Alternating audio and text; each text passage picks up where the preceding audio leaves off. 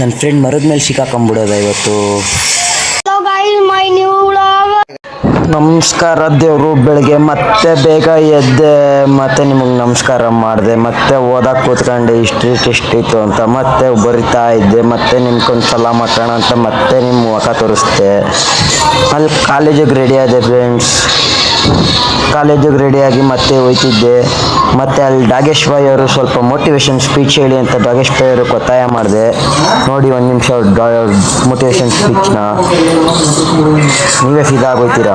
ಇರೋ ತನಕ ಜಾಲಿ ಹೋದ್ಮೇಲೆ ಖಾಲಿ ಹುಡ್ಗೊಂಡು ತಮ್ಮ ಮನೆಗೊಂದು ಪೋತ ಹಾಕಂದ್ರಲೇ.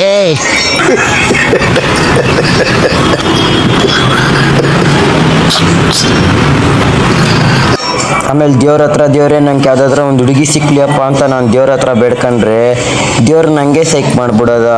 ನನಗೆ ಎಷ್ಟು ಚೀಪ್ ಅನಿಸ್ಬಿಡ್ತು ಅಂದರೆ ನಾನು ಲೈವನ್ ಮೇಲೆ ಇಷ್ಟೊಂದು ಇದಿರುತ್ತೆ ಅಂತಲೇ ಅನ್ಕೊಂಡಿರ್ಲಿಲ್ಲ.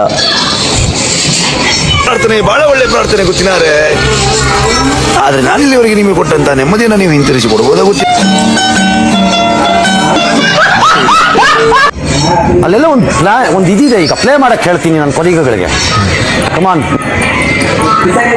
ಬೇಕು ಅಂತ ಬಂದದಲ್ಲ, ದಾರಿ ತಪ್ಪಿ ಬಂದದ್ದು.